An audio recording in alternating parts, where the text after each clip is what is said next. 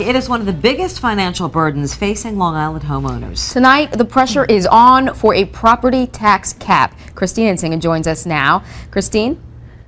Well, Lauren, Governor Cuomo has proposed a property tax cap bill, and the Senate signed off on it back in January. Today, they, along with some local homeowners, are calling on the state assembly to join them before the session is out.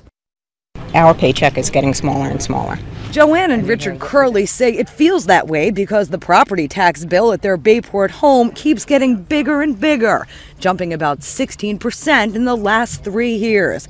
They say it's been keeping them and their 3 children from living the life they feel they've earned. Extracurricular activities, vacation lifestyle, all that is much smaller than we had anticipated at this point in our life. Standing with almost all of Long Island state senators, they pushed members of the assembly today to pass property tax cap legislation.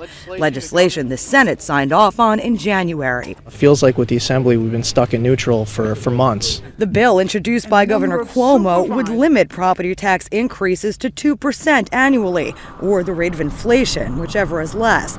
It could only be overridden if it gets the vote of a local governing board and 60% of votes in a local referendum. And it's skewed in favor of the taxpayer because I want it skewed in favor of the taxpayer, because frankly the odds have been against the taxpayer for too long. But Democratic Assemblyman Steve Engelbright says the Assembly is working on its own version that he calls less restrictive, one that adjusts for inflation.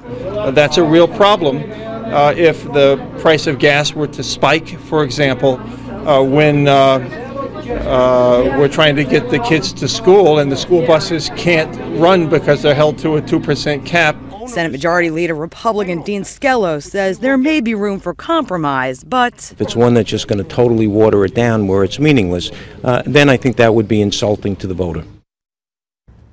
Well, the Assembly has just 4 weeks to propose its version of the bill before it breaks for the summer.